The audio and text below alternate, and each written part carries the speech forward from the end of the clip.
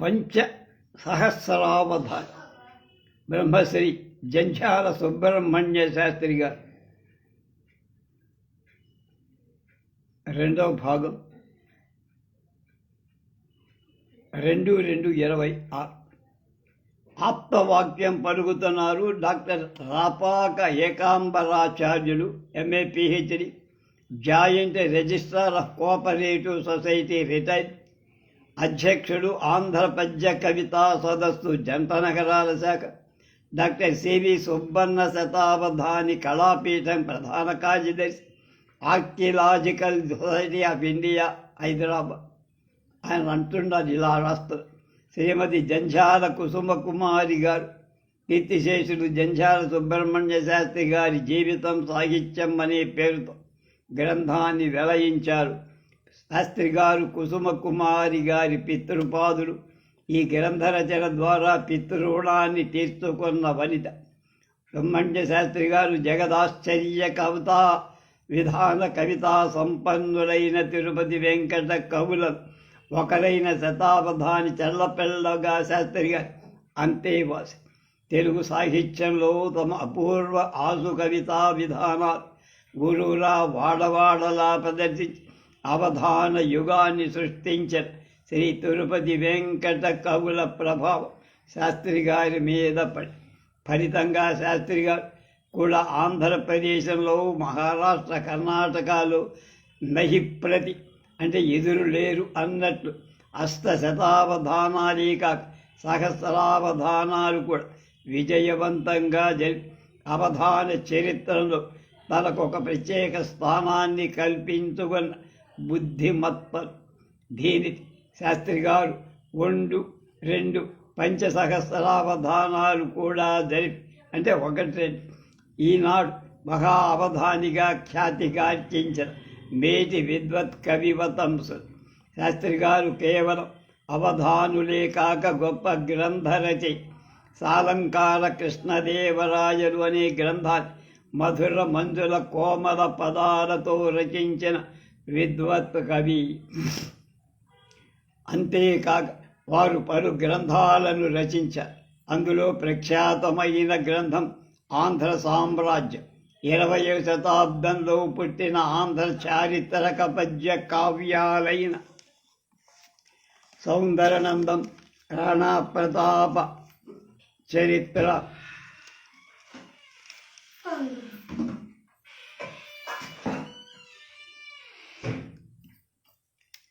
శివభారతం, బాపూజీ ఆత్మకథ, ఆంధ్ర పురాణాలతో ఆంధ్ర సామ్రాజ్యం కూడా విశిష్టమై చీరుతోనే ఉన్నాను. బతకించావా? వెనక్కి పడింది దాన్ని.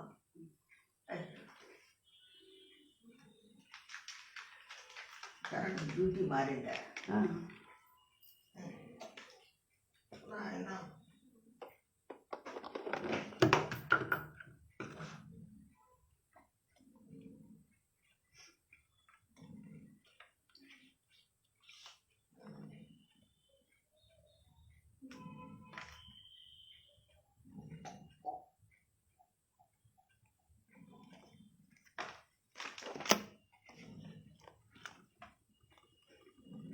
పండితులు కానీ కుమారులు కానీ ఇటువంటి జీవిత చరిత్ర రాయటం అటువంటి సుబ్రహ్మణ్య గారి శాస్త్రం జీవితం అనే గ్రంథాలు శోధించి అవధానంలో పద్యాలు స్నేహించి శాస్త్రి గారు రచించిన గ్రంథాల్లోని పద్యాలు చేసి ఈ గ్రంథాన్ని సర్వాంగ సుందరంగా రూపొందించిన శాస్త్రి గారి కుమార్ శ్రీమతి కుసుమ కుమారి గారు అభినందన. ఈ గ్రంథం రాబోయే కాలం సాహితీ పిపాసుల కరకమలాలను భాసమానమై ప్రకాశించగల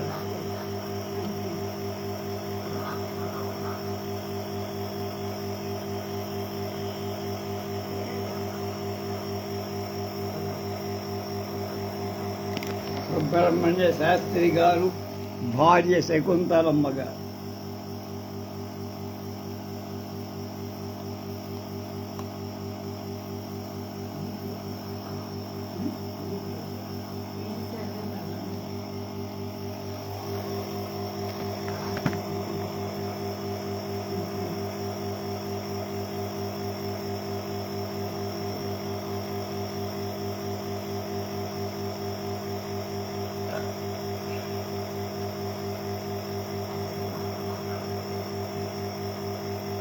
ఆయన జీవితం సాహిత్యం మొదలు జననం.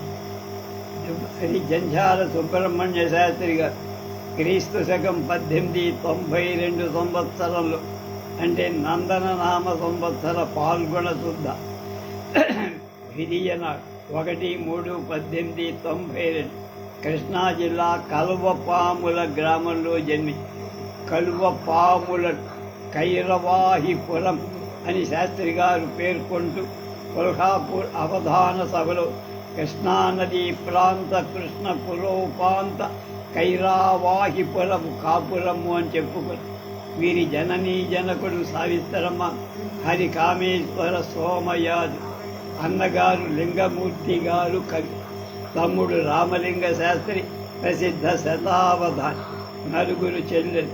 చిన్నతనంలోనే హరిసుబ్రహ్మణ్య శాస్త్రి గారు జంఝాల వారి దత్తుడిగా వెళ్ళడం వల్ల వారు ఆనాటి నుండి జంఝాల సుబ్రహ్మణ్య శాస్త్రి అయ్యారు. విద్యాభ్యాసం చిన్నప్పుడు అల్లారు ముద్దుగా పెరగడం వల్ల 12వ ఏటి వరకు విద్యాభ్యాసం ప్రారంభం కాదు. 1904లో విద్యారంభం చేశారు. శాస్త్రి గారు ప్రాథమిక విద్య స్వగ్రామంలో పూర్తి చేసి ఉన్నత విద్యాభ్యాసానికి బందరు వెళ్ళి అక్కడ 1912లో స్కూల్ ఫైనల్ పరీక్ష పాస్ అయ్యారు. 1912 నుంచి 14 వరకు బందర్ నోబెల్ కాలేజీలో ఇంటర్ చదివి సంస్కృత కావ్యాలు బాల మనోరమ అనే గొల్లపూడి లక్ష్మణ శాస్త్రి గారి వద్ద పఠించారు. పశ్చిమ గోదావరి జిల్లా నర్సాపురం తాలూకా పర్రు గ్రామం పాలకొల్లు దగ్గర ఉన్న దువ్వూరి నాగేశ్వర శాస్త్రి గారి వద్ద వ్యాకరణ సారాన్ని అభ్యసించారు.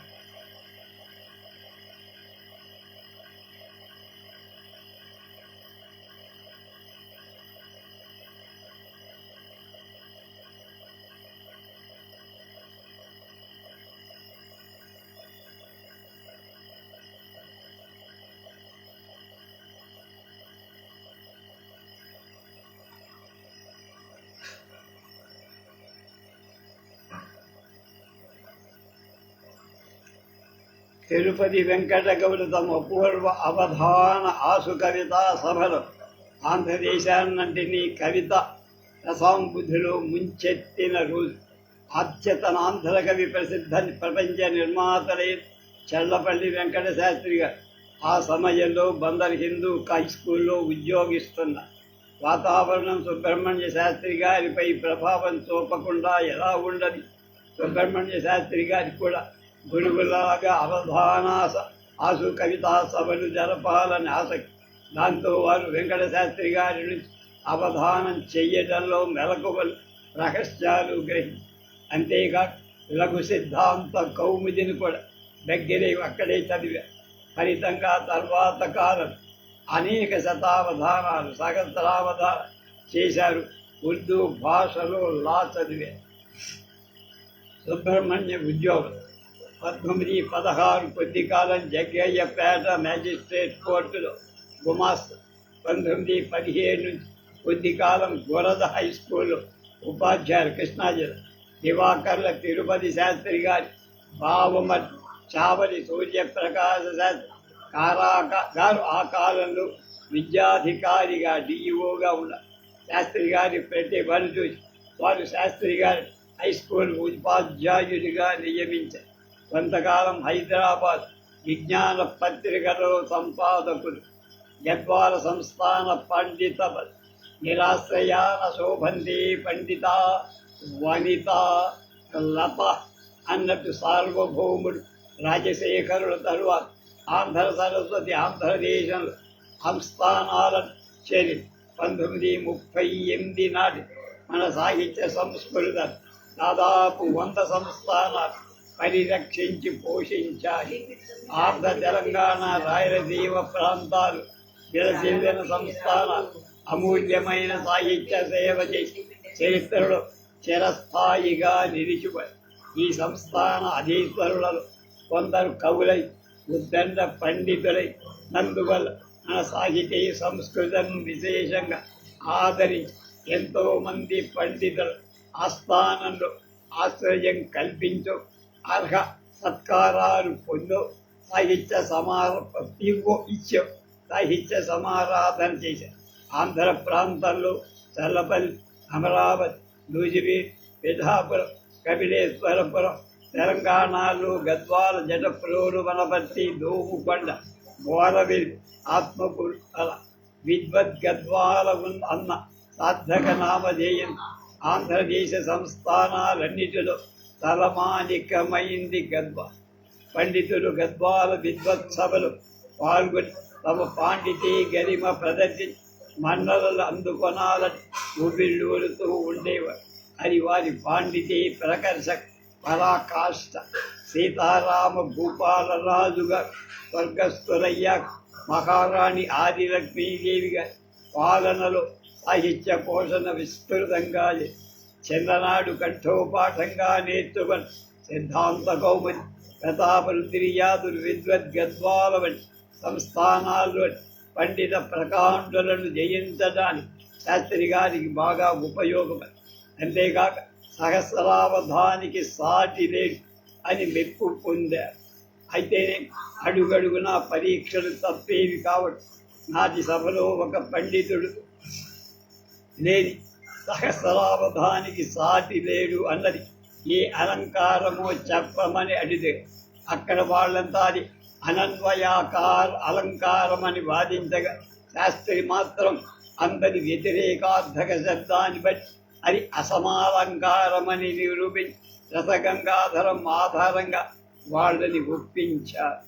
గద్వాల వెళ్ళిన రోజుల్లో ఒకసారి రాణి గారి ఏడంకణాల సభా మండపంలో సభ జరుగుతూ ఉండగా వివిధ శాస్త్రాలలో దిత్తలే 40 మంది కవి పండితులు, దాదాపు 200 మంది సభికులు కూర్చొని ఉన్నారు.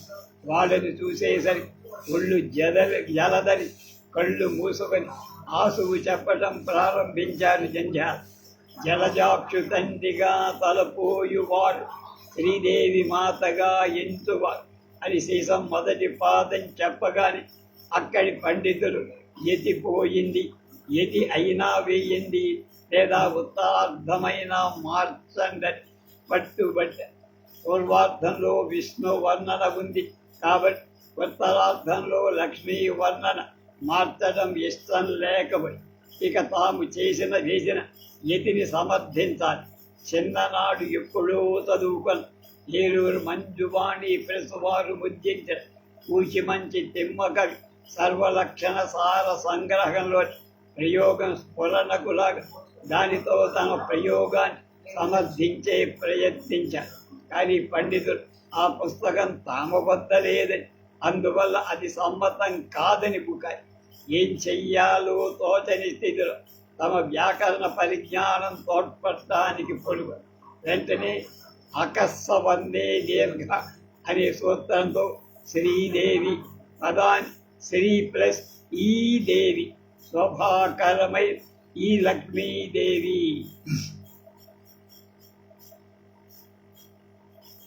అని వెలదీసి ఈ కారాన్ని ఎకారానికి ఎటు వైశానమని దాంతో సభామంటపం కరతాళ ధ్వనులు మెన్నుమని. అంతేకాక అంతకు ముందు 3 నెలలుగా నిరంతరం పత్రికాముఖంగా జరుగుతూ వస్తున్న వసు చరిత్రలోని మొదటి పద్యం శ్రీ భూపతి విభాగ వేళ నిజ మంజీర అన్నతోట రామరాజభూషణ్ వేసిన ఇది కూడా సమాధానం లభించి ఈ రభస కూడా సమసిపోయి. ఈ విధంగా పాండిత్యానికి తోడు సజ్జ స్ఫురణ కూడా వారికి ఎప్పుడూ అండదండగా సభా విజయానికి సహకరించే. సహస్రావధాన నిర్వహణ శాస్త్రి గారు అనేక శతావధాన, సహస్రావధాన, పంచసహస్రావధానాలు చేసి 8 శతావధానాలు చేయటం కష్టం. అలాంటి పరిస్థితిలో సుబ్రహ్మణ్య శాస్త్రి గారు అనేక చోట్ల అవలీలగా అనేక సహస్రావధాన, పంచసహస్రావధానాలు చేశారంటే వారి అసాధారణ ధారణా పటిమ విద్వత్తు వేరుగా చెప్పక. సుబ్రహ్మణ్య శాస్త్రి గారు మంథన సంపూర్ణ శతావధానం, చెన్నూరు సంపూర్ణ శతావధానం, లింగాపురం వేములవాడ కమాన్పురాలలో శతావధానం చేశారు. శాస్త్రి గారు సంపూర్ణ సహస్రావధానాలు యాదగిరి గుడ్ 1930 డిసెంబర్, నల్గొండ 32 డిసెంబర్, సింగవరం 33 జనవరి, దైవము దిన్నె 24/4/35, ఇల్లెందుపురం 1935 నవంబర్, గురజాల 15/10/90, హనుమకొండ వరంగల్ 37 జనవరి, మంథెన 1931, కొల్హాపురం గద్వాల 107, మిర్యాలగూడ, నారాయణపేట, బళ్ళారి, జగిత్యాల, గోపాల్పేట, శ్రీశైలం, చల్లపల్లి, కరీంనగర్, పూనవరం, భీమవరం మొదలైన చోట్ల చేశారు. బిరుదుపల్ల సుబ్రహ్మణ్య శాస్త్రి గారు చేసిన సహస్రావధానాలు చూసి ముగ్ధులైన పురప్రముఖులు ప్రభువులు వారిని అనేక బిరుదులతో సత్కారాలతో గౌరవ. నల్గొండ పౌరు శాస్త్రి గారి సహస్రావధాన చతురానన అని, అవధాన ఫణీంద్ర అని బిరుదు. యాదగిరి లక్ష్మీ నరసింహస్వామి ఆలయ విద్వత్ పరీక్షాధికారి ఆకెళ్ళ సూర్యనారాయణ శాస్త్రి గారు జంఝాల వారి సహస్రావధానాధ్వదర్శి అని బిరుదుతో సత్కరించి శాస్త్రి గారు గురజాల పౌరుడు సహస్రావధాన వాచస్పతన్న. వివేకాగ శాస్త్రి గారు కవికేశరి, కవికిశోర, శతావధాన కుశల మొదలైన బిరుదులు కూడా ఇచ్చారు. సహస్రావధాన స్వరూపం 1 నుండి 1000 కార్డులపై వరుసగా 1000 అంకెల కార్డు పై భాగాన వేస్తారు. నంబరు కింద 2 పద్యాలు రాస్తారు. అంతేకాక రంగురంగుల బొమ్మలు కొన్ని కార్డులపై 1 నుండి 100 వరకు వర్గాలకు మూలాలు, స్క్వేర్ రూట్, వర్గమూలాలకు వర్గాలు, క్యూబ్ రూట్లు, స్క్వేర్ రూట్లు, క్యూబ్ రూట్లు సంబంధించిన లెక్కలు ముందే వేసుకొని వాటిని కంఠస్థం చేసి ధారణలో ఉంచుకునేవారు. చింతగానే వాటిని చెప్పేవారు. 1000 కార్డులపై ఉన్న విషయాలు రోజుకు 200 చొప్పున ధారణ చేస్తారు. ఈ విధంగా అవధాని 5 రోజుల్లో 1000 కార్డులపై ఉన్న విషయాలు ధారణ చేసి 1 రోజు విశ్రాంతి తీసుకోండి. తర్వాత 2 రోజులు అవధాన కార్యం నిర్వహిస్తారు. అవధాన నిర్వహణ సమయంలో ప్రేక్షకులు కార్డులపై ఉన్న సంఖ్య చెప్పగా అవధాని దానిపై గల పద్యాలు, బొమ్మలు వగైరాలు వివరంగా చెప్తారు. అంతేకాక స్క్వేర్ రూట్, క్యూబ్ రూట్లకు సంబంధించిన లెక్కలు కూడా చెప్తారు. కార్డులపై ఉన్న సంగతులు అవధాని పద్య రూపంలో సమాధానం. అవధాన నిర్వహణ సమయంలో ప్రేక్షకులు అడిగిన సమస్యలు, వర్ణాలు, సభ్యులు అడిగిన కల్పనలు, పద్యాలు, వర్ణలు అవధాని పద్య రూపంలో చెప్తారు. కేవలం కవిత్వ అంశాలే కాక అలంకారాలు, నాయికానాయకుల లక్షణాలు లక్షణ సమన్వితంగా లక్షణయుక్తంగా చెప్పడం. దృష్టాంత శ్లోకాలు ప్రతాపరుద్రేయం నుండి ఉదహై సభ్యులను రంజిస్తారు. అనేక విషయాలు జంఝాల సుబ్రహ్మణ్య శాస్త్రి గారు అవలీలగా ప్రేక్షకులు సంతోషించే విధంగా సభారంజకంగా తమ సహస్రావధానాలు నిర్వహించి సభాసదుల మన్ననలు అందుకు. ఒక నృత్య ప్రదర్శన కానీ సంగీత కచేరీ కానీ విజయవంతం కావాలంటే సభాసదులు కళాకారుల సాధనే తప్ప ప్రేక్షకుల ప్రమేయం ఉండదు. కానీ అవధానం రక్తి కట్టాలంటే కూడా సారస్వతాభిమానం, సాహిత్య పరిచయం కలవాళ్ళై ఉండదు. అయితే సాధారణ ప్రజలు కూడా అవధానంలో పాల్గొనే వీలుగా శాస్త్రి గారు తనదైన రీతిలో 5000 కార్డులు తయారు చేసుకొని కార్డు పత్రానికి 2 వైపులా నంబరేసి ఒకదానిపై ఒక శ్లోకం లేక పద్యం, ఒక చిత్రం అంటే బొమ్మ, ఒక అంక కానీ రాసేవారు. దానివల్ల ఒకే పృచ్ఛకుడు 2 ప్రశ్నలు అడిగే వీరు చిత్రాలు మాత్రమే ఉన్న కార్డులకు సమాధానంగా పద్య రూప వర్ణాలను కోరబడి అంకెలలో ఉన్నవాటి ఘనమూల విలువ లేదా పద్యాలు అడిగేవారు. ఉదాహరణ కరీంనగర్ సహస్రావధానంలో 48 అనే అంకె పద్యం అడిగారు. నాలుగు వ్రాసుయురంటం జాలుగా హెచ్చించి వచ్చు సంఖ్యను సరసన్ వేలని వ్రాసి పఠించిన బాలకా నీ పత్ర సంఖ్య వ్యక్తం పగుదు. ఈ ప్రక్రియ సులువైన ఒక అంకెం పద్యం శ్లోకం ఒప్ప చెవిదే అవధాని పనైపోతుందనే విమర్శలు కూడా లేకపోతే అదే నిజమైతే శాస్త్రి గారి ఆసు కవిత్వ ప్రతిభా నిదర్శనాలు చరిత్రకు అందేవా కావు. అవి సాధారణంగా మీ ముందు పొట్టల్లో చెప్తాం. ఈ వాస్తవాన్ని వరంగల్ శతావధాన సహస్రావధాన తర్వాత శేషాద్రి రమణ కవులు ఇలా అన్నారు. సహస్రావధానిగా చిత్రపటం చూపగా సంఖ్య చెబుతూ సంఖ్య చెప్పిన చిత్రంలో అంశాన్ని చెబుతూ కవిత ధారణ సక్రమంగా నిర్వహి ఘనాలకు ఘనతరాలు ఘనతరాలకు ఘనాలు అడిగిందే తడువుగా గణింపకే గుణింపకే చెప్పి సమస్యలు రసవత్తరంగా పూర్తి చేసి కవిత్వాంశాలు కోరిన వృత్తాలను చెప్పటం చేసి గ్రంథస్థం చేసే వీలు కలిగి కాగితాలపై వెయ్యబడ్డ కోట్ల కొలది అంకెలు వరుస తప్పనీయ చెప్పడం కార్డులపై వివిధ అక్షరాలు వివిధాలైన రంగురంగులు సరిగా చెప్పడం ఒకటి మొదలగు 1000లో గల ప్రశ్న సంఖ్యలలో ఏది అడిగిన ఆ ప్రశ్న చెప్పడం ప్రశ్నం చూపిన సంఖ్య చెప్పడం కవితా జ్ఞానం లేని వాడు పండితులకు కూడా పామరులకు హృదయంగమంగా సహస్రావధాని గారి కవిత రసవత్త ఆసుధార నిరాఘ కనుక ప్రశ్నలకు పద్యాలు చెప్పిన పండితులు పామరులు చిన్న పెద్ద ఆనంద పరవశులై శాస్త్రి గారి అద్భుత సామర్థ్యం సహస్ర భంగుల కొనియ శాస్త్రి గారి పద్య పఠన పద్ధతి విలక్షణ హృదయంగం అవటం చేత వారి నోటి నుండి వచ్చే పద్యం అమృత రసంలాగా రుచ్యంగా సభ జరిగిన 4 రోజులు వరంగల్ కాకతీయ యుగం నాటి పండిత సభల జ్ఞాపకం తెచ్చాయి. శాస్త్రి గారు మధ్య మధ్య సభ్యులు వేసే ప్రశ్నలు ప్రత్యుత్తరాలు చెబుతూ పృచ్ఛకులకు నూతన కల్పనలు పద్యాలు చదువుతూ సభ ఉత్సాహపరకంగా మామూలు శతావధానుల సభలేక సహస్రావధాన సభ విద్యా వినోద ప్రదర్శించేదిగా ఉండటం చేత చాలామంది ఉత్సాహంగా పాల్గొనేవాళ్ళు. సహస్రావధాని గారు కవిత్వాంశాలు దాదాపుగా పద్యంలోనే చెప్పేవారు.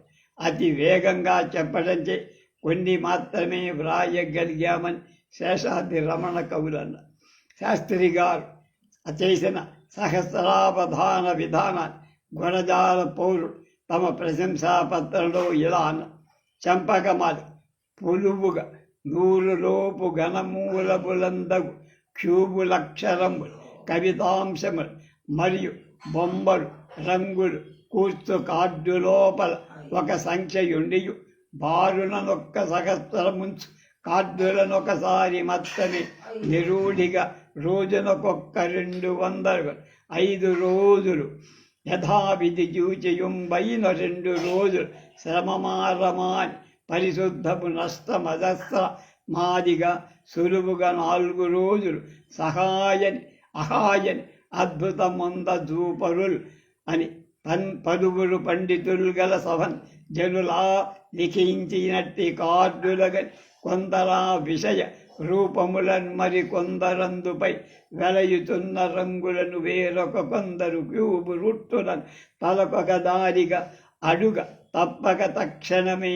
వచించి సభ్యులు విని క్వైట్ రైట్ అని నోదన కోరిన పద్యమాసువంతయల అట్లు అల్లుచుండి సహస్రము ప్రశ్నల విప్పి చెప్తే కౌశలం ఇలా లేదు లేదు లేదు అని సంశయం ఎంతయు లేక చాలు.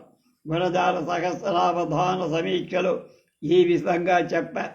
60 ఏళ్ల వృద్ధుల దగ్గర నుంచి 5-6 ఏళ్ల కుర్రాడి వరకు ఆ అవధానలు ప్రేక్షకులు ఒకరి జవాబు వచ్చే వరకు ఒకరు ఉండక ఒకరు 2 3 4 ఒకేసారి తొందర చేస్తున్న అవధాని గారు అన్నిటినీ సమర్థించి ఆ బాల వృద్ధం సభనానందపెట్టి 1000 విధాలు ధారణ పట్టి విద్వత్ కవిత వెదజల్లుతున్న 4 పాదాలు 4 సార్లు చెప్పి పదపడి పద్యాలన్నీ పఠించాల్సిన బాధ్యత శతావధానమే చాలా కష్టమని అభ్యులు అంటారు. కానీ పంచసహస్రావధానం ఎంతకో 4 పాదాలు 4 సార్లు చెప్పి అప్పటికప్పుడైనంతవరకు పద్యం పూర్తయిన తర్వాత పఠించి పరితృప్తి చెందడించి అర్హ సన్మానం వలరించి అవసులు అర్ధవంతులు అలబడారు. కానీ శతావధాని భక్తిని సహస్రావధానం జరపడానికి సభ్యాన సుబ్రహ్మణ్య శాస్త్రి గారు సమర్థులు. టేపు రికార్డర్లు, కంప్యూటర్లు వంటి సాంకేతిక పరికరాల సహాయం ఆ రోజుల్లో లేదు. అనేక విషయాలు నిక్షిప్తం చేసి పృచ్ఛకులు అడిగిన ఏ ప్రశ్నకై అవలీలగా సమాధానం చెప్పి అబ్బురపరచ సంఘటన శాస్త్రి గారు నిర్వహించిన సభలో కోకర్ పంచసహస్రావధాన రూపకం విద్వాన్ సర్వత్వ పూజ్య అనే సూక్తిని బట్టి శాస్త్రి గారి అవధాన విధానాన్ని ఒకసారి చూస్తే సారస్వతాభిమానం అనేక చోట్లకు ఆహ్వానించేవారు. పంచసహస్ర సంఖ్యకు దీటుగా పృచ్ఛకుల సంఖ్య ఒక్కొక్క చోట ఉండకపోవదు అనే ఉద్దేశంతో స్వల్ప వ్యవధిలో 10 చోట్ల అవధానం జరపడానికి వీలుగా 5000 కార్డులు తయారు చేసుకు అది విలక్షణమైన పంచసహస్రావధాన ప్రక్రియ. దానికి పంచసహస్ర పత్రావధానం అనే మారుపేటు పెట్టి మలుపు తిక్కిన ఆయన భౌతికంగా ఉన్నంత వరకు వేరెవరు పంచసహస్రావధానం జరిపిన సందర్భాలు లేనే లేవు. ఈ శాస్త్రి గారి అపూర్వ ఖ్యాతి ఆర్జించింది వారి పంచసహస్రావధానం అత్యద్భుత మేధాలంకార సభ అంటానికి ఏ మాత్రం సందేహం. మొదటి పంచసహస్రావధాన ఎమ్మిగనూరులో జరిగి కానీ అక్కడ సభికులు అంత ఉత్సాహం రాకపోవడంతో వారికి సంతృప్తి కలగ. తర్వాత ఆద్వాని సభ సంతృప్తికంగా జరిగి తర్వాత 2022 11 1954 కీర్తిశేష్ చలమచర్య రంగాచార్యుల వారి అధ్యక్షతలో ఓరుగల్లు సభ చాలా వైభవంగా జరిగి అంతరి ధారణ పరిణము నభూతో నభవిష్యతి అని ప్రశంసిస్తూ జానపాటి పట్టాభిరామ శాస్త్రి తన అభినందన సరస్వతి పత్రికలో తిరుపతి వెంకటేశ్వర సుధీయుగళం శతావధాన విస్ఫురణం ప్రోధి చేసే అది పొల్చే సహస్రదళావధానం ఆ స్వరమై నీ కదంబుల త్రిశుద్ధిగా నీకెన అయిన ధారణా పరిణతమూర్తి ఎండనవత్తును ఆంధ్ర మహావసుంధర అని ప్రశంసిస్తూ రాసిన వ్రాతలలో అతిశయోక్తి ఏం లేదు. అలాంటి కీర్తి ప్రతిష్టలు వచ్చిన తర్వాతనే శాస్త్రి గారు ఆంధ్ర సామ్రాజ్య గజ్జలో శ్రీమదుభయ కవితా ప్రవీణ సహస్రావధాన చతురాన పంచసహస్రావధాన్యదేక బిరుదాంకిత జంఛాల వంశ పయ పారావారరాక సుధాకర్ సుబ్రహ్మణ్య శాస్త్రి అని ఒక ముద్ర వేసుకుని దైవం దిన్నెలో జరిగిన సంపూర్ణ సహస్రావధానాలు విద్వాన్ అవధానం చంద్రశేఖర శాస్త్రి గారు. ఆయన పేరే విద్వాన్ అవధానం చంద్రశేఖర శాస్త్రి.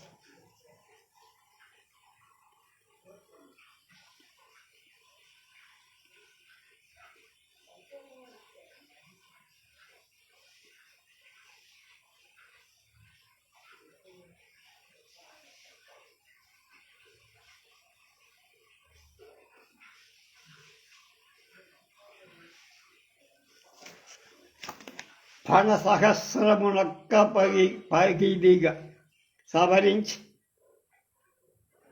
అవనికి దిగిన శేషాహిముడు రే గన్నున పూర్వ విధముగా సరిదిద్ది జగతి నిల్చిన పాకశాసనుడు రే కరంబుల వైవిధ్యముగా కల్పించి ధరణి గణపట్టు మిత్రప్రభుడు తన అనంతాంగతత్వము దాచి లీలమై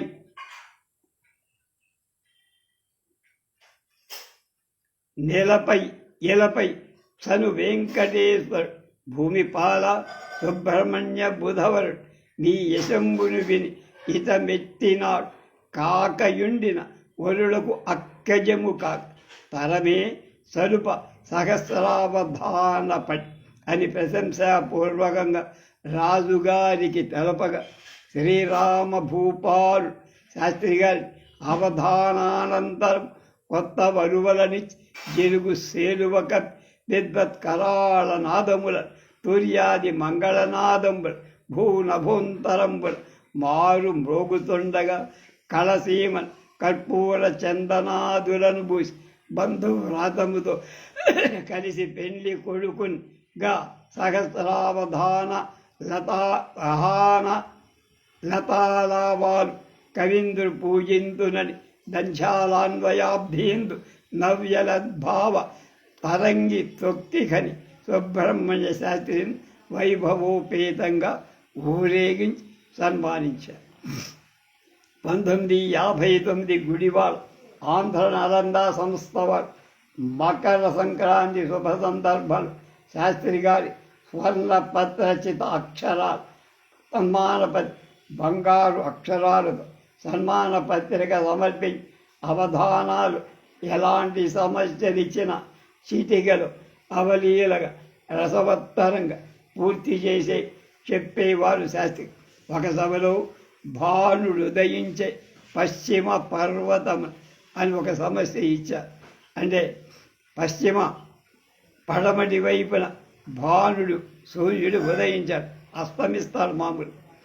దారువులలోన నిత్య తత్వం బాయాలి వాతహతి చేసి సిత హవ్యవాహను నిజ శిఖాచండి మద్ధౌత నిర్జితోష్ణ భానుదుడయించే పశ్చిమ పర్వతం అని అందంగా వర్ణించి దారువులలోన ఎత్తి తత్వం బయారే వాతహతి చేసి శితహవ్యవాహను నిజ శిఖాచండి మద్ధౌత నిర్జిత ఉష్ణ భానుడు ఉదయించే పశ్చిమ పర్వతం. అది ఈ రచనలోని బిగు ఆసుగా చెప్పిన సడలిపోయిందిగా. భీమవరం అవధానంలో పద్యం కూడా బహు శతేచ్ఛాపూర పణిత మీకు నరేంద్ర బహు శతేచ్ఛాపూర పణితమ ఆసు కవిత్వ విహారాప్తి మీకు నృపాల ఆశు కవిత్వ విహారాప్తి మాకు కన అలంకార సంఘటన మీకు మహేష కనద అలంకార సంఘటన మాకు నవరసాభ్య ఉపాదనంబు మీకు క్షతీంద్ర నవరసాభ్యుపాదనంబు మాకు రాజకవిరాజ సచ్చరిత్రంబుడం అర్ధమాత్రమే అంతరాయమ్ము సొమ్ము భేదమెందక కవి గౌరవింపుమయ్య సుకవి కొలగేయ ధర్మ చొక్కారాయ. గద్వాల యాదగిరి వంటి చోట్ల పరీక్షాధికారిగా ఉన్న రోజులు ఆయన ముందు కవిత్వం చెప్పడానికి ఎంత వాళ్ళైనా భయపడే. కవి సమ్రాట్ విశ్వనాథ వారు శాస్త్రి గారు మేనమామ బిడ్డ. విశ్వనాథకి మేనమత్త గోడు. శాస్త్రి గారు గద్వాల వస్తే నన్నేమడుగుతావు, నీవక్కడ నేను చెప్పిన దాన్ని నువ్వు విమర్శిస్తావా అని అడుగుతూ ఉండేవారు. ఏళ్ళు పైబడిన వృద్ధాప్యంలో శాస్త్రి గారి కవన శక్తి కానీ జ్ఞాపక శక్తి కానీ క్షీణించాలి. మతిపోయే స్థితి వచ్చిన పద్యం ప్రారంభిస్తే యతి మాత్రం పోయేది. విశేష ప్రయత్నం చెయ్యాలి. అవసరం లేకుండానే 2000 కార్డులతో 80 వయస్సులో అవధానం చెయ్యగలరు అనేటువంటి చెయ్యగలను అనేవారు. సిద్ధాంత కౌముది ప్రతాపరుద్రియాలు అప్పచెప్పమన్నా చెప్పేశాం. భోజనం చేసి విశ్రాంతి తీసుకునే సమయంలో పాత పద్యాలు జ్ఞప్తికి తెచ్చుకొని చదువుకుంటూ కాలక్షేపం చేసేవారు. ఎవరైనా ఆ విషయాల గురించి అడిగితే ఎంతో ఉత్సాహంతో చెప్పి హైదరాబాద్ నల్లకొంటలో 21 ఇంటి నంబర్ 270 88 24/10 1980లో స్వర్గస్థులయ్యారు. ఇక రేపు వారి రచనల గురించి మనం తెలుసుకుందాం.